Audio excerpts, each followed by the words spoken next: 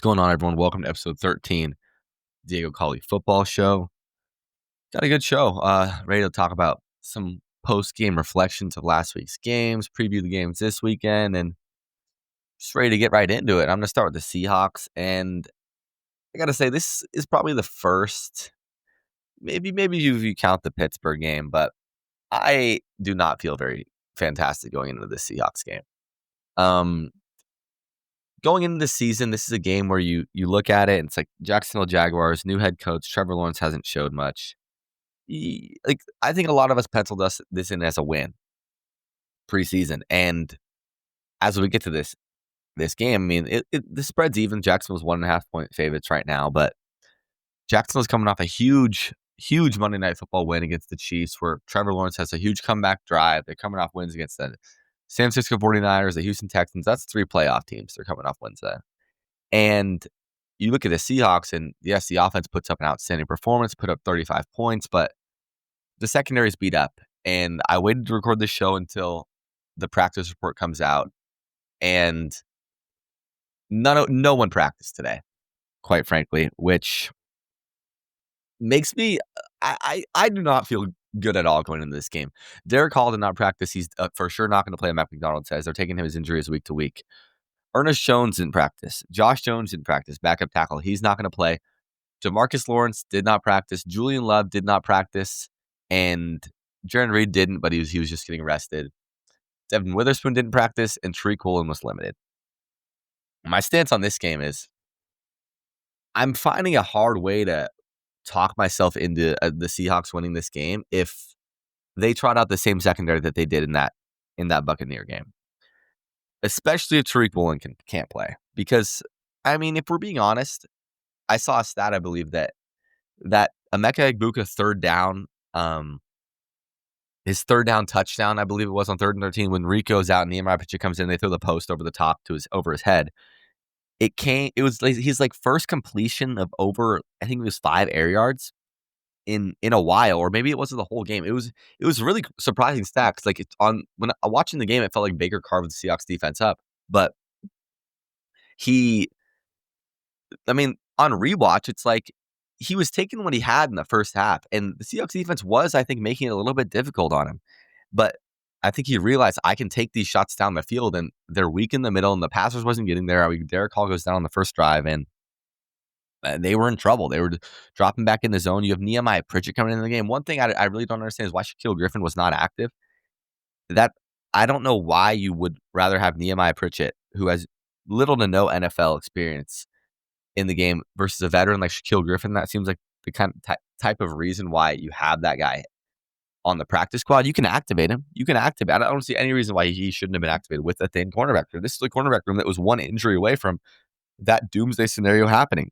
And it did. And then Pritchett goes down for a second, and Darian Kendrick has to play outside corner. I thought he was pretty awful. I'm pulling up these grades from last week's game, and it was pretty ugly all around. I mean, the 3 linebackers, Ernest Jones, Tyrese Knight, Drake Thomas, are 3 of the 5 lowest graded guys on the entire team. Ernest Jones at a 28, Drake Thomas at a 50, Tyrese Knight at a 49. I thought he was especially poor in coverage, and that reflects he graded out as if in a 36 in his coverage grade. And yeah, like Ty Okada graded out at 56. I thought he was pretty bad. They had no pass rush. I'm a little bit surprised that a lot of the pass rushers' grades were decently, I mean, in the upper half, but around average. Boya Mafia at a 60, Uchenna Nwosu at a 60, Jaron Reed at a 60. Byron Murphy graded out as an 83, which is above average. Nicky Minori graded out as an 81, which, I mean, I thought checked out. One of the first things I did on Monday morning was go back and watch every Minori snap, and I thought he's fantastic playing his big nickel role, which is what he's there to do right now. And Mike McDonald was asked if he's able to step into that safety role, and it didn't seem like he said he could, but that's not what they want Nicky Minori to do right now. And he'd probably take more of the Kobe Bryant role, not the deep safety Ty Okada role. But I mean, yeah, just thinking about what I watched that game, and obviously I don't think Trevor Lawrence is as good of a quarterback as Baker Mayfield, nowhere near, or if he has the clutch gene that Baker does. But if we have to get into another shootout, and again, like, I just don't think that this team can win games that way, but I don't think that that's how they should feel comfortable having to get into a situation where that's how they're winning games. And the Jaguars kind of started to use Travis Hunter a little more last week. He had his best game as a pro, graded out as a 76. I believe he had over 50 receiving yards, had that great catch down the field. Brian Thomas finally got involved. He was his first real breakout game. He had that huge important catch where Trevor Lawrence throws a beautiful ball down the right side of the field on Monday Night Football on that eventual game-winning drive that like put him in a good position. They put him in the Chiefs' territory. And it's a pretty good run defense. I mean, in all sense, the Chiefs did break a few. They had one of their better rushing games of the year, but they didn't really have the volume. Pacheco and Kareem Hunt each only ran the ball 7 times. 60 of their yards came from Mahomes on quarterback scrambles that Darnold can give you, but that's not necessarily a strong suit. On the offensive end, though, I mean, this is a good Jaguars defense. I'd say this is a pretty above average Jaguars defense. They give up 21 points to the 49ers, 28 to the Chiefs, but Lawrence throws an interception in his own territory, kind of gives him 7 points, and give up 10 of the Carolina Panthers. But I think you can be a little encouraged by, I mean, you definitely are very encouraged by what you saw on the offensive side of the ball. I think it was their best running the football game overall. They finally, and this was against a good Buccaneers run defense, they were finally able to run the ball a little more, and I think they could have ran the ball more than they did. They didn't really have to rely on Sam Darnold's arm as much as they did, but they did, and it worked out for them. And that last throw is just pretty unlucky. Darnold said he should have switched protection so that he wasn't coming off hot because they did bring 5, but 2 kind of came from the same side on his left, and he set the protection to the right side, so that's what caused it. But I mean, Kenneth Walker has 10 carries for 86 yards. There was no reason they couldn't have continued to run that football. So I mean, I'm trying to find a way to talk myself into a Seahawks victory when predicting for this game, but I got to be honest, if Derek Hall doesn't play, okay, this pass rush, I don't think it's not elite at all. They don't have a guy that can go get a sack. I would love if DeMarcus Lawrence could play. Derek Hall's going to be out. I would love if DeMarcus Lawrence could play to give a run-setting edge, a strong run-setting edge. And I don't think the linebackers are going to have as bad of a game as they had last game. I don't think Ernest Jones is going to have 2 back-to-back bad games. I think he's better than that. But quite frankly, if Julian Love doesn't play, I don't see a way that the Seahawks. If Julian Love and Devin Witherspoon do not play, I don't see the way the Seahawks win this game. If we get one or the other, I think there's a higher chance. If Love, Witherspoon, and Woolen don't play, I don't know how I can talk myself into a win, because I think it's going to be more of the same that we saw last week from the defense. I mean, if you don't have 2 elite blue chip, not even elite, if you don't have 2 solid edges, like Derek Hall's not going to be out there. He's your better edge. Boye Mafia has yet to do something this season. I think he has 0 sacks. Hall has 0 sacks as well. And you're trotting out Reek and Josh Jobe, who were fine. I thought Reek played a pretty good game until he went out injured, and it shows you. Don't be so quick to pull Reek Woolen out of the starting lineup, because there's nothing behind him that warrants taking him out of the lineup. Like, he does have his bonehead decisions, and he makes stupid plays, but he has all the athletic tools to be a good corner. And if you're eliminating the bonehead plays, which obviously you can't do, that's part of how you evaluate. He played a pretty he's always plays a pretty strong game. I feel like it's never a thing where wow, Riku's getting cooked all day. He did that in the biggest moment that lost the team the game, which is obviously horrible. But in that Bucs game, I thought let me see how he graded out. I thought he played a pretty solid game overall until he goes out the concussion and they have to trot out Nehemiah Pritchett, who shouldn't be on an NFL field playing meaningful snaps. He was the second worst guy graded out on the team, 31 overall. And that's horrible. Reek Woolen graded out as a 60, which is around average, but that was doing the job. I think Kobe Bryant played a pretty mid-game. I mean, he was fine. Ty Okada, I thought, played awful. But if all those guys in secondary are out, I'm just saying I don't think the Seahawks win this game. If there's a situation where Love plays or Witherspoon plays, then I think I could talk myself into it. But as of now, I do not think that.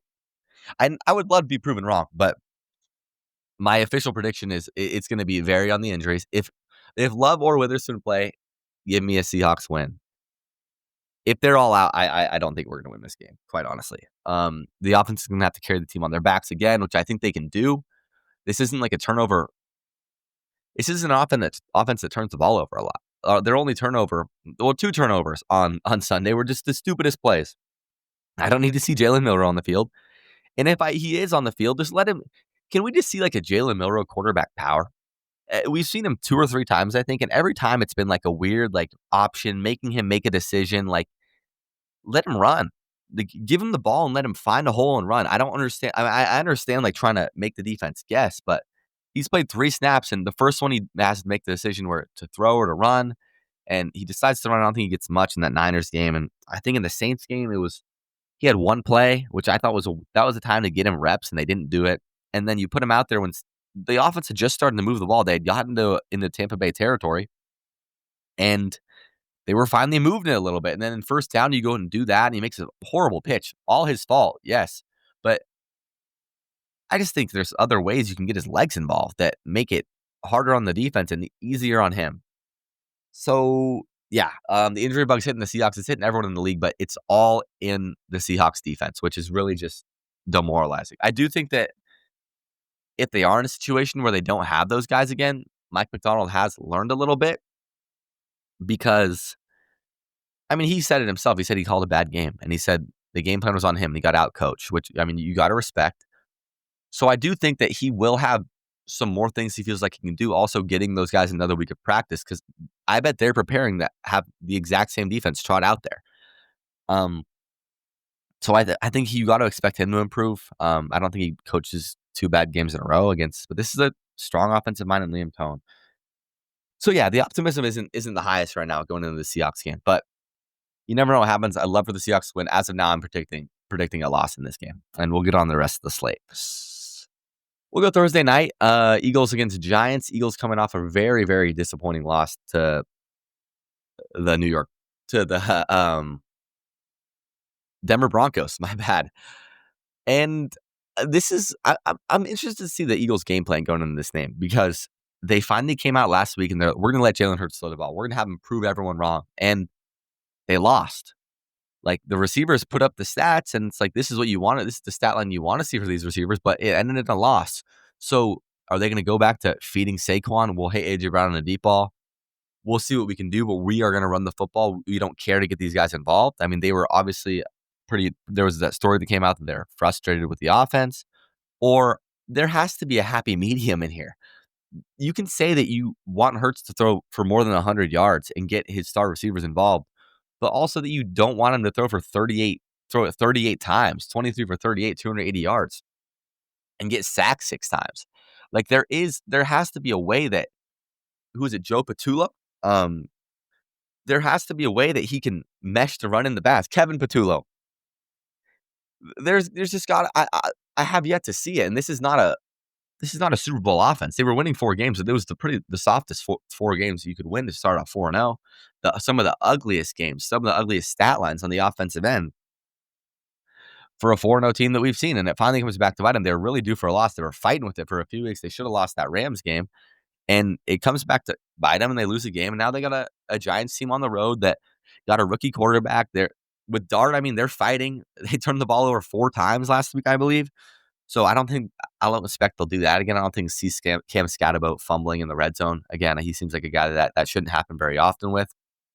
But it's going to be a gritty game. I mean, Dart's going to use his legs. I don't feel like he's going to make some stupid plays, but I don't see a lot of negative plays, if that makes sense. Like, he's going to throw the picks, but the way they're running the offense is he's running the ball early and downs. They're running the Scatterboat early and downs to get set up those 3rd and shorts, 4th and shorts. And they will be aggressive, and he will make rookie mistakes. He will throw picks, but there's a reason why he's playing these games, to constantly get better and prove that he's going to keep growing. He's going to keep growing. He's the quarterback of the future, which he is in New York. So this is no easy test, and they're 7.5-point favorites on the road against a fantastic New York Giants D line. They're not going to make it easy on Hurts. They're going to make it hard to run the ball on them. So force Jalen Hurts to win the game. If you're the Giants, make him use his arm. Make him prove the doubters wrong. That's what I think the game plan is there, and I see this being a close game. I do see the Eagles pulling this out in a close one, just based off the pure star power and offense. I think they will figure it out, and I think that Vic Fangio defense will test Jackson Dart, and probably I can see him turn the ball over once or twice, but this is no easy game. Quick turnaround after a rough loss. I expect the Eagles to bounce back though, win this game. To London we go. We got the Denver Broncos at the New York Jets. What's up with these London just gets sent the worst games every week. does anyone want to watch this New York Jets offense in overseas? It's like last week they get sent the Browns. The week before it's Carson Wentz versus Aaron Rodgers. That's a better game. That's in Dublin, so that's more fun. But the London games I feel like are always horrible. At least last week we had a little more of a fun finish. But Bo Nix, Denver Broncos coming off a big one against the Eagles. Bo played well. I wonder if the grades reflect that. But on the Jets side, the Jets are just a team where right now it's like I have zero interest in watching them play football on either side of the ball. The defense is historically bad. The offense is also horrible. Justin Fields is like, will have like 100 total yards going into the fourth quarter. And then when they're down 30 points, he'll lead like 3 touchdown drives and the defense is just dropping back and fill the statue to make it look like he wasn't playing a god awful game. Like it's just one of those things. It's like when you're looking at the Jets box scores at the end of the games, it's like, okay, they lost to Miami by 6. They lost to Tampa Bay by 2. That was Tyrod. They lost to Pittsburgh by 2. That was a good game play. They lost to Dallas by 2 touchdowns, like whatever. But it's like they got rocked in that game. They lost by 2 scores to the Dolphins. They scored at the end. The Tampa Bay game, they probably should have won, but again, that wasn't even Fields. They get waxed by Buffalo, and then the Pittsburgh game. It's just like it's gotten worse. It hasn't really gotten better. You'd think that this is something they'd start to mesh. I thought that Bucks game would be a rallying cry, but I mean, this is just a horrible team, quite honest. And I don't see them being able to do absolutely anything against this Denver defense. And Nick Bonito has played a great game. He had 5 total pressures against the Eagles and 3 sacks. Like he's a game wrecker. I got to say, he is a game wrecker. And John Franklin Myers came in with 3 pressures for the Denver defense. I just don't see them being able to do absolutely anything against this Denver Bronco defense. And on their defensive side, I think this is a game where Bo Nix can have some success. He can push the ball down the field, keep getting Cortland Sutton involved. I don't see why he shouldn't be able to do that. He graded out pretty well last week. Graded out as a 70. It's above average. Cortland Sutton at a 76. Quinn Miners grades out at an 80. And I think the Denver Broncos are starting to grow. They were a team that before the season, a lot of people were like, a sneaky little Super Bowl pick. And I'm not saying that, but they have started to impress me in the last few weeks. I do have to say that's a big win over the Eagles. And they get the Jets, Giants, Cowboys in the next 3 weeks. I think those are 3 games that Sean Payton thinks that his team should win. And I think those are 3 games I think they should win. But maybe bar that Dallas game, you get into a shootout, anything can happen.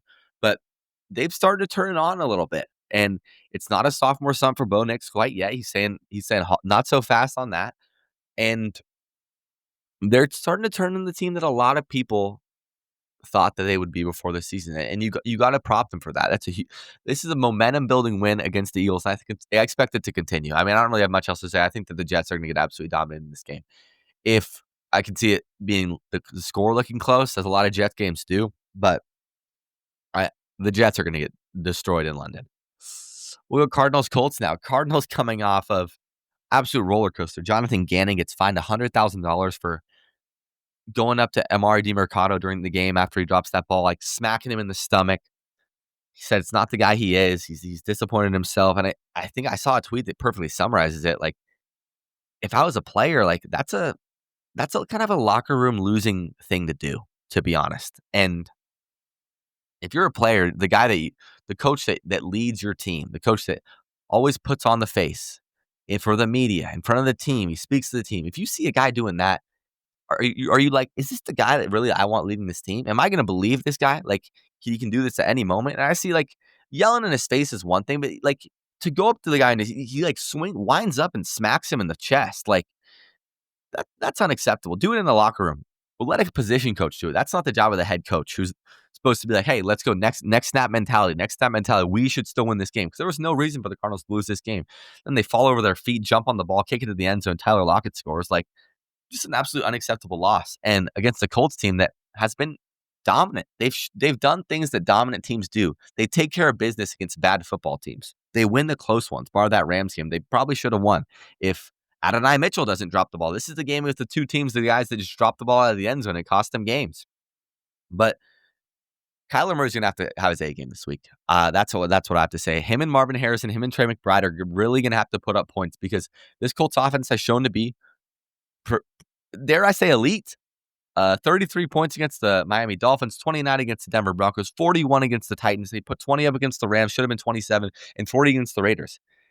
They're relying on the run game, playing well, getting their weapons involved. Michael Pittman's having a resurgence. Tyler Warren is showing week to week why he's the best rookie tight end by far so far. Should have been drafted above Colston Loveland. So can the Cardinals keep this close? Because they're going to have to score points. This can't be a performance that the Cardinals have had a few times recently where they slog around for a little bit, put up a few touchdowns. It's a little bit slow start like the Seahawks game. 15 points against the 49ers. 20 against the Saints. Like, if they don't score more than 20 points, they have zero chance in this game. And dare I say 25, maybe up to 30. They're going to have to score a minimum of 3 touchdowns, put together scoring drives, and not turn the ball over because this Colts team that has shown to dominant team tendencies. So with that being said, I'm taking the Colts. I would like to see the Cardinals take a step. I would like to see Kyler have a breakout week. I'd like to see Marvin kind of build off of last week. He obviously had that beautiful touchdown catch. I don't even know if I talked about because I was so caught up in the disaster loss for the Cardinals. But if he can continue to build on that, it's what you want to see if you're a Cardinals fan. But because the offense is going to have to show up. I want to see McBride get in the end zone. They're going to have to show up on offense, and I don't see them winning this game. I think the Colts win this game by a score. I think the Cardinals keep it close for a little bit, but I think they pull away towards the end, maybe go up 10, then Cardinals score, and they never get the ball back. I think the Colts win this game. We got the Chargers and the Dolphins next, and I got to say, this is a massive game for the Los Angeles Chargers. This is the Chargers team that started off 3-0 in the AFC West. They're like, is this our division? Is this our time? And they caught the injury bug a little bit, but injuries they're a part of the league. They lose a game to the Giants they shouldn't have lost. Lose a game to the Commanders that they were outplayed.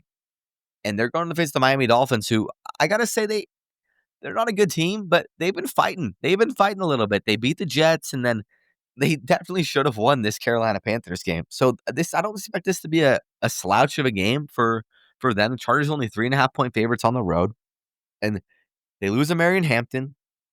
Najee Harris already out for the year. Marion goes on the IR, and they signed Vidal as their second lineup and Haskins as their first running back. Who's going to be running the ball for this team? Like, I'm really not sure, and that's going to put even more pressure on Justin Herbert, who has been the most pressured quarterback in the league by far this season. Like, by far. It just puts more pressure on him on his arm and more pressure on his receivers. They have to make plays, and they have to get open quick because they lose Joe Alt. Joe Alt to that high ankle sprain. He's not going to be out this week. It's hard to call it it is a trap game, I feel like, because the Dolphins can score. They can move the ball on the field. They have the assets too.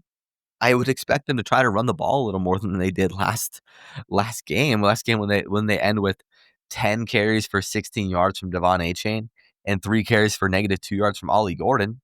That's a little puzzling to me, but this is by no means an easy game, and I'm going to pick the Chargers. Maybe my Chargers curse continues. It might, because last week I picked the Chargers. They lose the Commanders. I'm going to pick the Chargers again. Just because I think the pure talent on offense, they will figure it out. They will find a way to get points. Quentin Johnson won't fumble. But this is the definition of a trap game if you're a Chargers fan. Up next, we got the Patriots Saints. I would call this another trap game. We got back-to-back trap games because the New Orleans Saints, they fight. I don't know if I would have expected saying this, but the New Orleans Saints are one of my more fun teams to watch, man. It feels like they're always around in the game. The Seahawks game, they get worked, but every game it's like, dude, they got a shot here, and I was really happy. I talked about it last show.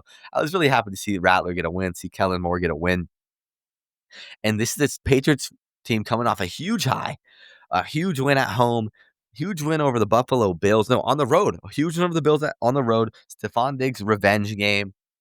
They're going to New Orleans. Like, I think this is a game where you expect a little bit of a come down. Like, I'm like, oh my God, like, we cannot lose to this Saints team.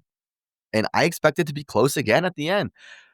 Rattler's shown the ability that he had a big play to Rashid Shaheed last week. I don't even think they ran the ball rather great last week. If I check the box score here, they didn't. Kamara was out carried by Kendry Miller. He had 10 for 41. Kamara had 8 for 27. But they made plays when they needed to. The defense made plays when they needed to. And I could see the Patriots starting to slow after that Buffalo Bills win. I'm going to pick the Patriots to win this game, but I expect the New Orleans Saints to keep this game close. I do. I'm standing by that. Next game, we got the Cleveland Browns at the Pittsburgh Steelers. The Cleveland Browns and the Cincinnati Bengals make the rare intra-division trade, and it's a significant trade. They trade away Joe Flacco to be the Cincinnati Bengals quarterback, and I'll talk about how it affects the Bengals later in this episode. But does this make Shedeur Sanders the backup quarterback for the Browns? Does this make him one step closer to eventually making that first NFL start? I think it has to. But Kevin Stefanski says he's not going to say who the backup is, if it's Shedeur or if it's Zappy. I think that's just saying that because, I mean, a lot of the talk's always about Shedeur. Shedeur doesn't interview in a car dealership. It's just always it's a weird situation. It's going to be a weird situation until he gets to start because the media obviously wants that to happen very bad.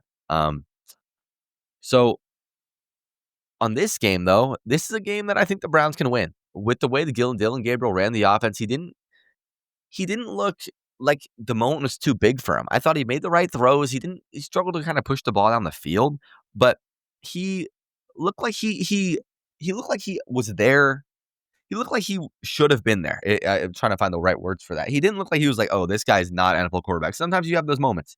Sometimes you see a guy go out on the field and like you can just tell from the moment he takes the first snap. It's like this guy is not an NFL quarterback and he never will be. And like that's fine. Like you got to be one of the best 32 quarterbacks in the sport to be a starting NFL guy. And I wouldn't say that Gabriel's first start told me that he isn't that guy. Is he a starting quarterback? I don't think so. I don't think, and there's still a lot to be learned there. But I think he's a guy that can be a great backup, and I think that's kind of where his career profile's to. And on the Steelers side, this is a game similar to how I felt about the Vikings game. This is a defense that's going to get after Aaron Rodgers. Steelers are coming off the early bye week, so Rodgers got a little bit more rest. They had time to maybe get a little healthy, but this isn't going to be a walk in the park. I expect Myles Garrett to make some plays in this game. When you have an older quarterback in the pocket, he's susceptible to these hits. He's going to take a few hits. He's going to have to maybe use his legs, or he's going to have to get rid of the ball quickly. I'm also curious to see if they can keep building on that big DK Metcalf game that they had in Dublin. His first real game that says, like, this is why we paid this guy that much money. He had 5 for 126 and a touchdown, that 80-yard touchdown. And is Jaylen Warren playing this game? I believe he is, but you can't pull Kenneth Gainwell off the field after what you saw in that Dublin game. I mean, he was a stud, 100 yards rushing, only 14 carries. That's not a guy you pull off the field. I'm interested to see if this becomes more of a 1A, 1B type situation, kind of like when they had Najee Harris and Jalen, both kind of at their peak of their abilities. So in all honesty, I'm going a little bit out on a limb here, and I'm going to take the Cleveland Browns to win this game. I think that Gabriel can do what he needs to do to keep them in it. I don't see him making these bonehead decisions, and I think this is a Steelers defense that the Seahawks ran the ball pretty well on in their time with Kenneth Walker, and that was the Kenneth Walker, his first real breakout game after the Week 1 Charbonnet game. And I can see Quinshon Judkins having some success. I want to see the Browns get Judy a little more involved and Isaiah Bond. Like, let Dylan Gabriel get the ball to his playmakers, because that's something that they were struggling to do with Flacco. And I trust Kevin Stefanski to have that game plan to get his guys involved. So give me this outright dog, plus 6.5 points, plus 225 on the money line. Give me the Cleveland Browns to win this game. Up next, we got the Dallas Cowboys at the Carolina Panthers. America's game of the week. If you've been watching Fox Sports 1, watching the MLB playoff games, it's just, that's what it's being broadcast as. The 2-2-1 Dallas Cowboys at the Carolina Panthers 2-3 is America's game of the week. And that kind of tells you all you need to know about this week's NFL slate. A lot of high spreads, but a lot of funky matchups, but a lot, speaking from experience, just like watching and like looking at these things, these are the weeks that some weird stuff tends to happen.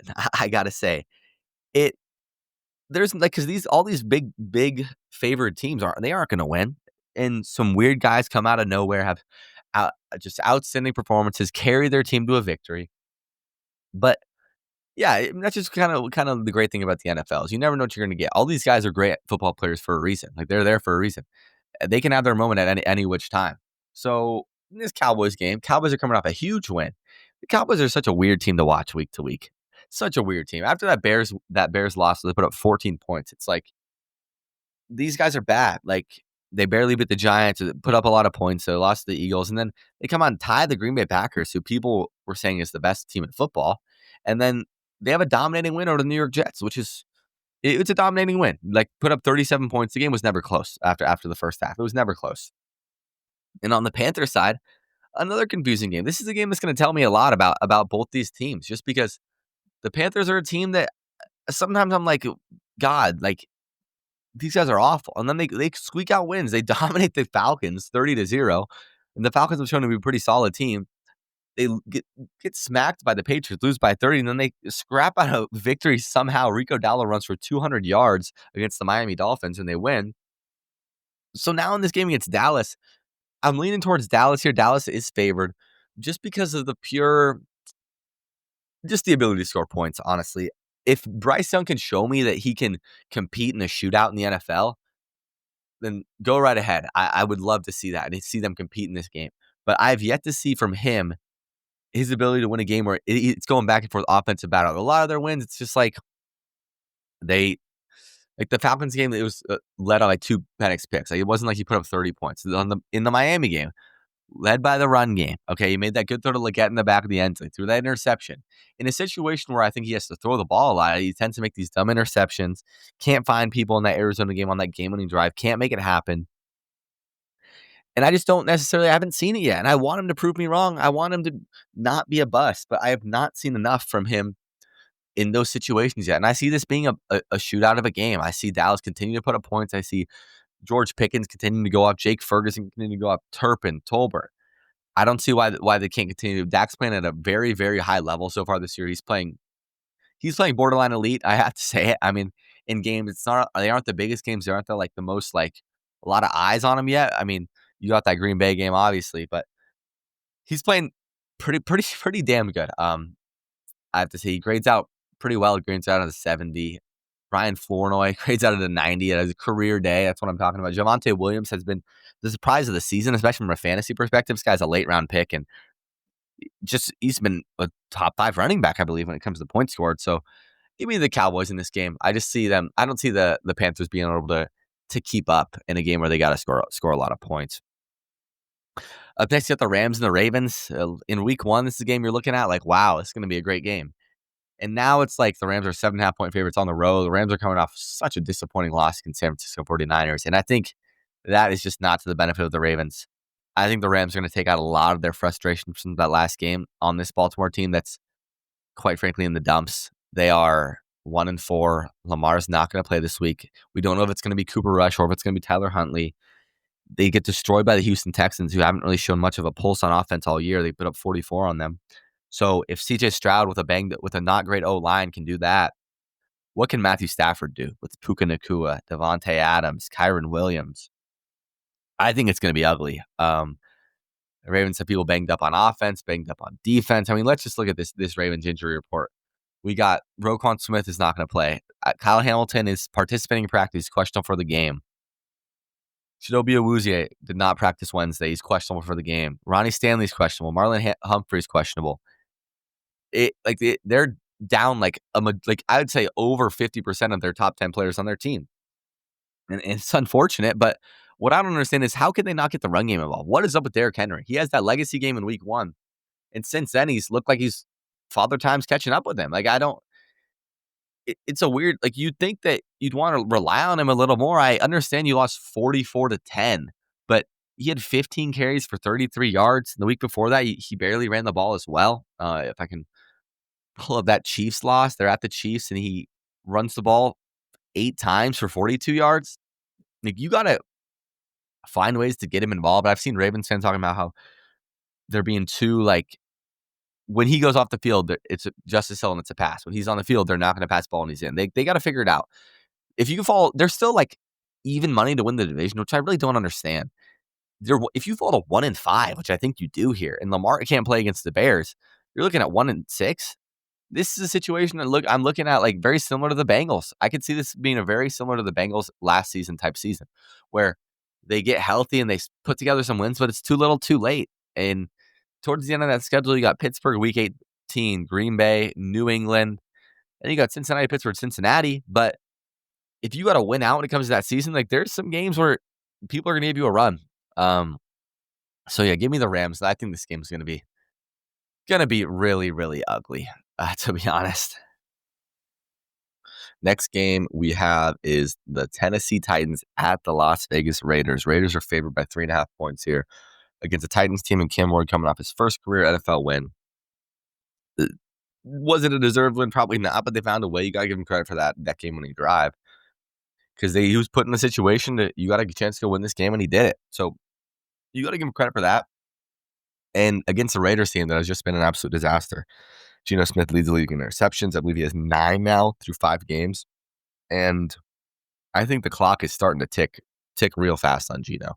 I think that he is two bad performances away from potentially getting benched because the quarterback play that he's putting out there week to week right now is like, I don't even think it's arguably, it is the worst in the NFL. And I think by far, I mean, I'm going to take a look at his PFF grades here. He is turning the ball over at such a high rate. He's losing games for his team. Like, genuinely losing games for his team. That Bears game was a game that they should have won. There's 3 interceptions. Looking at his PFF grades, he graded out well in week 1, graded an 83. Week 2, 40. Week 3, graded out well against Washington, but it's a game that they lose. Kind of some garbage time stats, grades out an 84. Chicago grades out at a 29. Indianapolis grades out at a 56.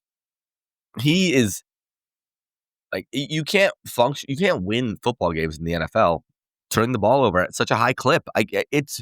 There's no reason for it at all, and he's taking unnecessary risks almost every time. In Seattle, he would take the risks, and it'd be in stupid situations and whatever it was, and he'd throw picks. But he was putting good throws on tape. He had the throws he was making. Some of those throws to DK and JSN last year when there was such a pass-heavy system. You're going to throw interceptions when you're throwing the ball 40 times a game in the Ryan Grubb scheme, in my opinion. And he's fitting balls in the tight windows, and that's always been the type of guy that he is. He is going to try to make it as hard on himself as humanly possible. It's not like he's not going to take the easy check down. He's going to try and fit the ball in there, whether he should or not. And it has been just quite frankly, losing football. There's no excuse for it at all, especially as a guy that at his age, he's a veteran. He's supposed to be a decent like stopgap quarterback for Pete Carroll. And now it's an absolute disaster in Las Vegas. And you got to feel a little bit for Pete. I mean, he brings in his guy, but Pete's a little stubborn. I mean, he's got Stone Forsythe starting on the line. He's got Jamal Adams playing on the defense. But they're favored by 3 points, and I honestly don't know how I can pick the Raiders to win a football game. Like, watching how they've been playing, I think I can see the Titans moving the ball a little bit, maybe getting the run game a little bit. Tony Pollard, Tyjae Spears, I believe, coming out back off the IR, but I think maybe Cam Ward puts a little something together. I think this game's definitely going to be close. I see Geno, if he continues, there's no reason I don't see why he won't continue to turn the ball over. I'm curious if Brock Bowers is going to play. We'll have to check in on that. But I think I'm going to pick the Titans in this game. I think it could be kind of an ugly back and forth battle, but close. Brock Bowers is questionable. He's not practicing Wednesday. They're not using him well enough. He's not getting the production he should be getting. It's not like they have a bunch of crazy weapons either. I mean, they have Jacoby Myers. Trey Tucker's got some stats. But you have Ashton Genty at running back.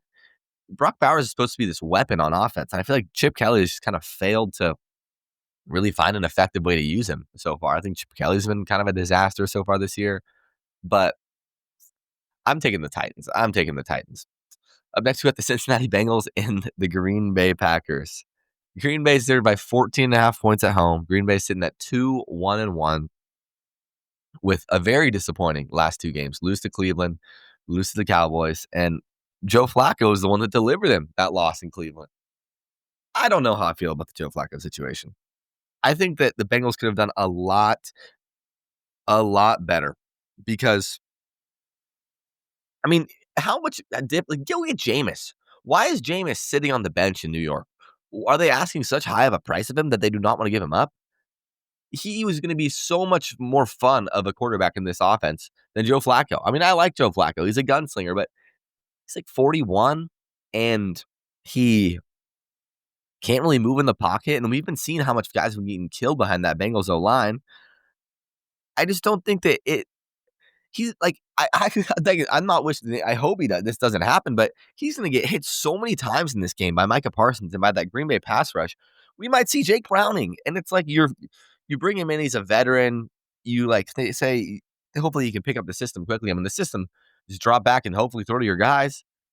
I will say I do think he's going to give his guys a little more chances than Jake Browning was. He probably has a little more arm talent, but I just don't. I mean, I just think I don't know if this was the right call, and it's a weird interdivision trade, like a 5th round pick, like whatever. I mean, I guess like there's no real risk for it, but I just think if you're trying to find a quarterback to maybe win you some games, I don't think necessarily know if Joe Flacco was the best option there. But the Packers, I think they're a little angry after coming off the loss in the tie. I don't know if Christian Watson's coming back. I know he's getting close. I don't think he necessarily is yet. Yeah, he's out. He's listed as out. People were hoping he might be able to come back after the bye week. Not quite yet. So he'll be out this week. But, I mean, I'm going to take the Packers in this game, 14-point favorites. It would be kind of fun if Flacco comes in and lights it up. I just don't know if I'm think that like this is some huge difference-making like pickup for the Cincinnati offense, and a huge like they're going to give him. He's going to hold on until Burrow comes back in the season. I mean, looking at the 4 games he played, Cincinnati week 1 grades out of 73, Baltimore week 2 out of 41, Green Bay, Detroit at 62 for both those games. Like it's not like he's lighting up it's not like he was lighting it up before he got benched. He got benched for a reason. He got benched in week 5 for a reason. I don't know. I hope it works out. I just don't necessarily think that it was what they should have done. Next, you have the 49ers and the Buccaneers. Buccaneers 2.5-point favorites at home. The Buccaneers, dude, I gotta say, last week, obviously, a horrible loss. Like, but it's just fun. Like, it was hard not to be like, I love watching Baker Mayfield. Baker Mayfield is like, or my pick for MVP right now. To be honest, he is so he's so fun to watch. He makes things happen with his legs. He got some of these throws he's made to Ibuka over the middle, those deep posts, those kind of those skinny posts. He's thrown 2 touchdowns, 2 go-ahead touchdowns, I believe. The one in the Seattle game and the one in the Atlanta game are just special arm talent. And they just keep fighting. Like, this is a team that's destroyed with injuries. Chris Godwin's questionable this week. Mike Evans is doubtful. Bucky Irving is still questionable. So it might be Rashad White again. But Baker just keeps having them in every game. And on the San Francisco 49ers side, I believe we're looking at a game where there's going to be Mac Jones starting again. And I think that gives them a really good chance to win this game. The San Francisco 49ers are, you got to give them props. 4-1. They're decimated by injuries, lose Bosa for the whole year. And their games have not been pretty, but every single game they've played has been within 1 score. Beat the Seahawks by 4, beat the Saints by 5, beat the Cardinals by 1, lose to Jacksonville by 5, and beat the Rams by 3. You got to give them massive props. Mac Jones is questionable. He's limited in practice. Juwan Jennings is questionable, won't participate in practice. Kittle won't be back from the IR, but he could be back for week 7, it says, against the Falcons. Pearsall is questionable, didn't practice on Wednesday. Purdy won't practice Wednesday, sitting at questionable, but it's looking like another Mac Jones start.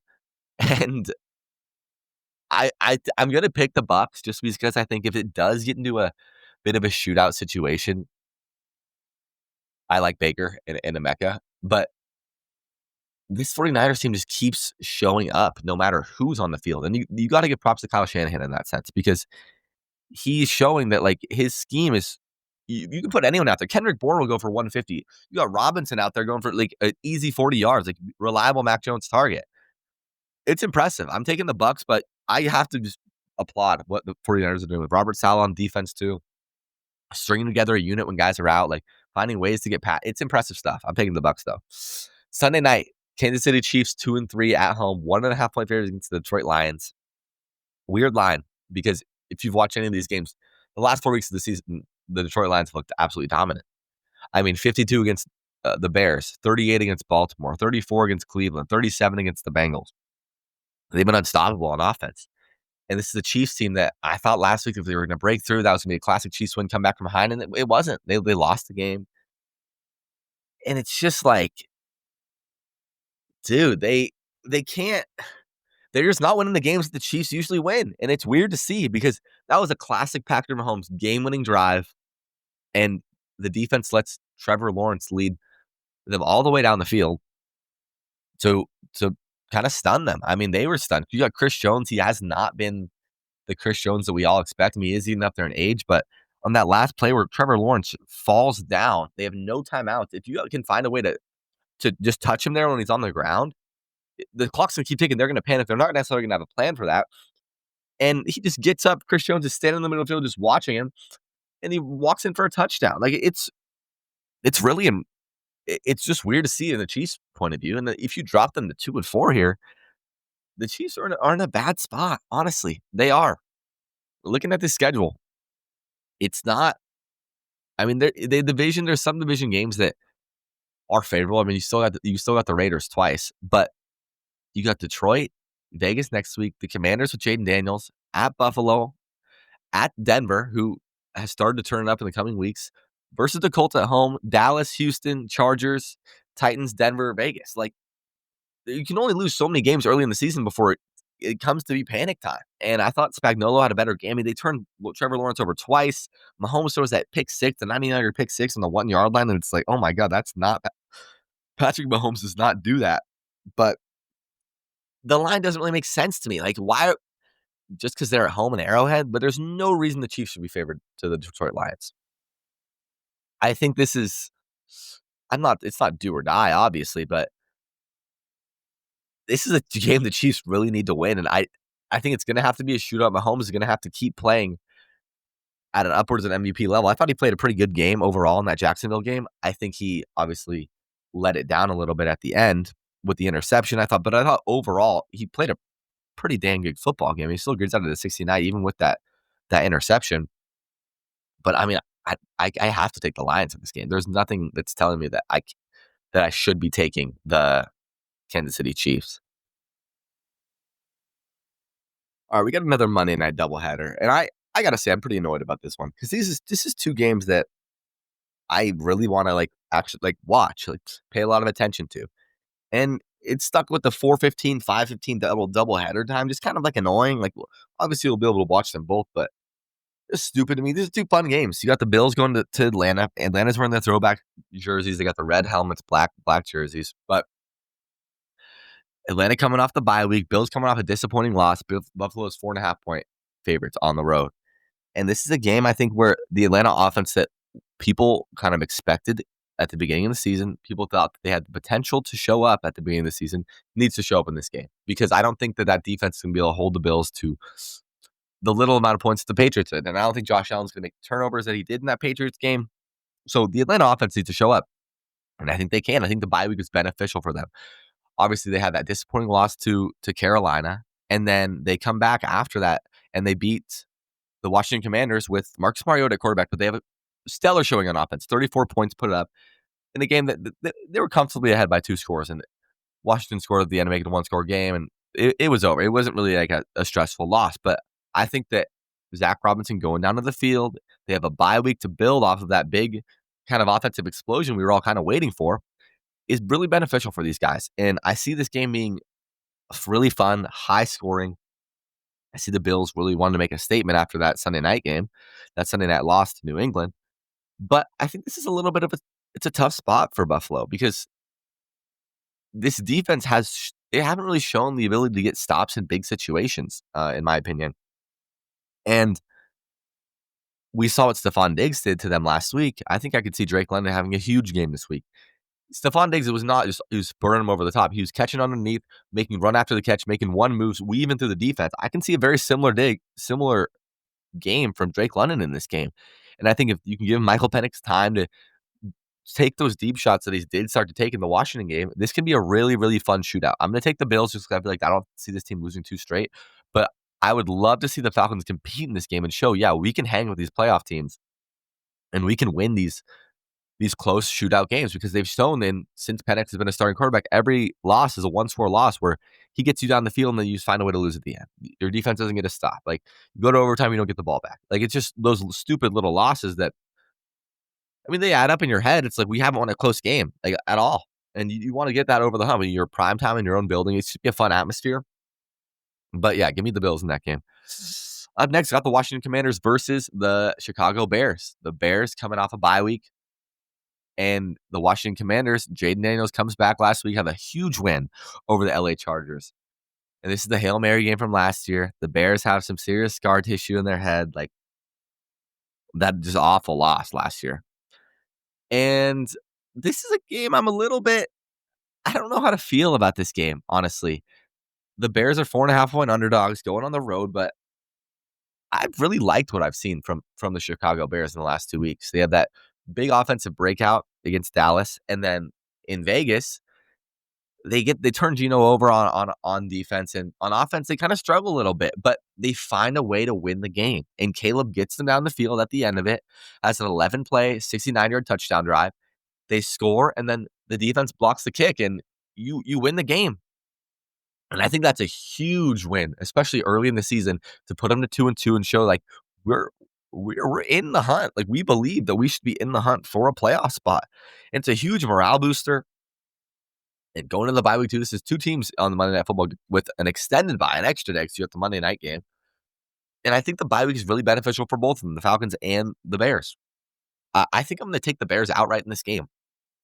I do like what I saw from Jaden Daniels last week in the Commanders, but I think that Ben Johnson and Caleb Williams are really starting to find that connection, and they're really starting to build some momentum early in this season. And you win this game, you got New Orleans next week, you have a real shot to be 4-2. And then you got Baltimore, Cincinnati, and the New York Giants. Your next 5 games are very winnable, especially if Lamar's out for Baltimore. I think he probably will be back at that point. But, I mean, you never know. That team's still been a disaster, and the defense has still shown they've had the ability to give up points. I think that the Bears win this game, and I think Rome continues to have Rome is Caleb's wide receiver 1. He's overtaken DJ Moore, and I think you love that because DJ Moore's skill set, I believe, fits more for like a second receiver, third receiver type guy. The speed, the handoffs behind the line of scrimmage, the motion in the backfield. You need an alpha wide receiver 1 like Rome who can make those jump balls, catch more stuff down the field, bigger target, take the hits over the middle. And I think it's been really helpful for Caleb to have that guy. So give me the Bears in this game. I think this is going to be a real fun one too. Just a few college games I want to touch on before we wrap up this episode. And one game I'm really intrigued to watch on Saturdays, Alabama at Missouri. Alabama's 3.5-point favorites on the road going to Missouri. And Missouri, I think, is being really very, very slept on. Number 14 team in the nation, sitting at 5-0. And Bo Preview has shown that he was the perfect quarterback for this offense, and the perfect quarterback for Missouri to bring in the transfer portal. And the run game has been absolutely dominant for Missouri, and I think that's kind of what they're leaning on the backs on. I don't see any team in the country right now being able to stop this Missouri running the football. Ahmad Hardy just looking at the South Carolina team, their last real test, 22 carries, 138 yards. Jamal Roberts, 13 for 76. Bo Preview, 9 for 72. That's almost 300 yards rushing against another SEC opponent that I believe you might have been underdogs for in that game. And yeah, Alabama riding that high from these last 2 weeks. Georgia and Vanderbilt. I mean, you got a gauntlet of 4 games. You've already lost 1. Realistically, you got to win these next 2, and you got Tennessee next week at home. This feels like the game. Like, I don't know if you're necessarily overlooking it, but you have that huge win against Georgia, and you go to Vandy for a college game day. Big atmosphere, big environment, and you're like on the road in Missouri. Your favorites? I think Missouri's going to win this game, quite honestly. I think their ability to run the football is going to be the massive difference in this game. I think they're going to be able to control the clock, get scores when they need to, and Preview can make the throws with his arm when he has to. I mean, it kind of sucks the game's at 9 a.m., but I think this is going to be a really, really fun back and forth game. I think Alabama's going to have to score when they get the ball, because I don't think that it's not going to be a bunch of possessions. And I don't see Missouri turning the ball over in this game.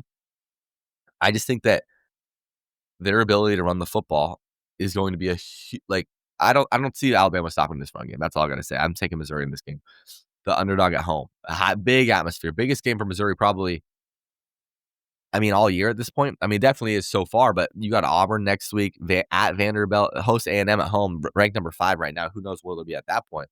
But if they can win this game, they're in a really good spot to potentially make this playoff, because realistically, you think 2 losses you might get in the SEC. Depends on who those losses are, who those wins are. If you can beat Bama, you're looking at Vandy, A&M, Oklahoma.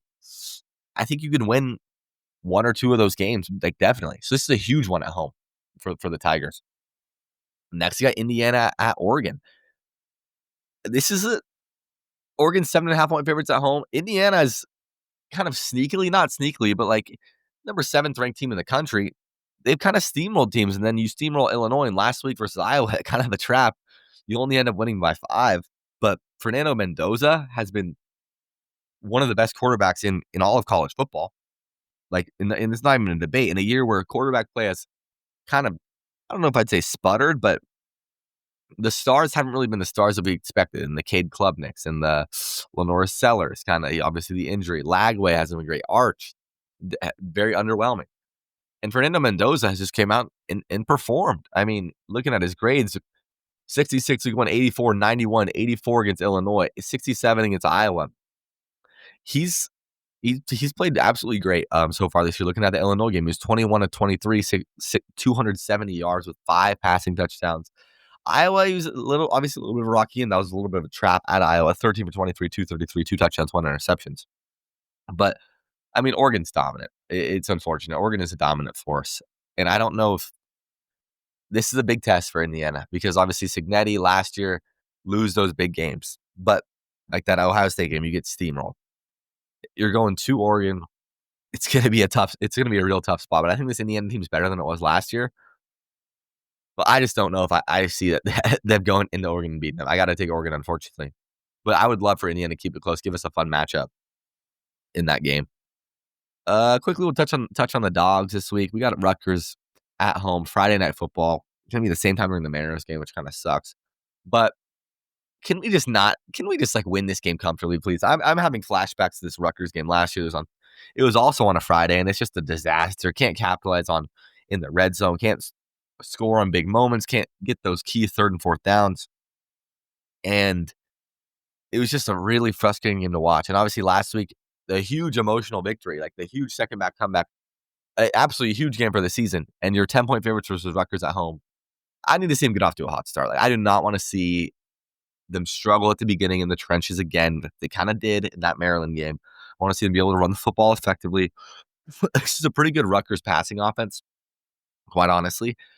And I just want to see a complete football game. And I don't think that's too much to ask. As a team you're better than, you're at home. There's no reason you should let Rutgers ever think they have a shot in this game. That's all. That's how I feel about that. And that's all I'm going to say. I just want to see a complete football game. I want to see them be able to run the ball effectively, get some pass rush, force some turnovers on defense, which we really haven't seen. I don't even know. They had 2 interceptions in that Cougs game, but none in the Ohio State game. No, and then I don't think they had 1 interception in the Maryland game before halftime. But force some turnovers, get the crowd rocking, make them out of the game by halftime. Lastly, I'll talk about the Red River Shootout, Oklahoma versus Texas. Always one of the more fun events, I feel like, to watch of the college football season. And if you're these two fan bases, I mean, this has gotten flipped out of how you thought it would be going in this game. You got Oklahoma, number 6 ranked team in the country, versus the Texas Longhorns, who are 3-2, 0-1 in the SEC, and not ranked anymore. The number 1 team in the country going into the year is not ranked. And you saw it even spread. Right now, it opened at Texas -2.5 because there was doubt in Mateer playing, and some reports are coming out that he's recovered like better than expected from the hand surgery, and he might be able to play. I don't know. Surgery on your throwing arm, he's listed as questionable. I just don't know how fast you can recover from a surgery on your hand throwing the football. I think it could be a little bit of a smokescreen to make them have to think about that. If he plays in this game, I will be pretty shocked, to be honest. I would love it. It would make the game more fun, but I'd be pretty shocked. It'd be only 17 days post-surgery on Saturday, and he was in a brace last Saturday.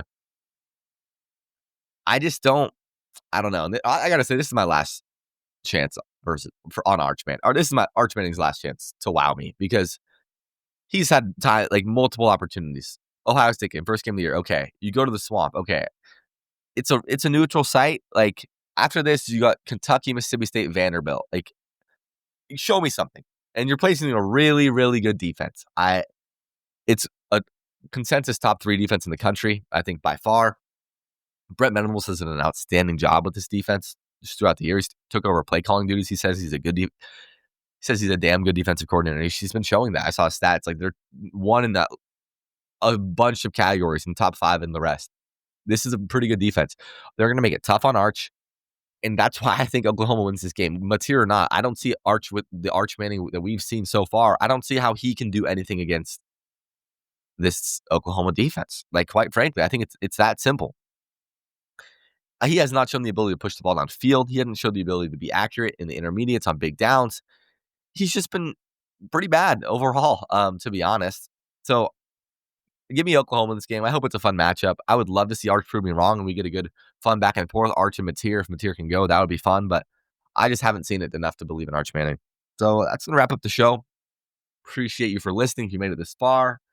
We follow on socials, Collie Diego on Twitter, Diego Collie FB Show on Instagram, on TikTok. And if you enjoy the show, give it a review, give it a download, and I'll see you guys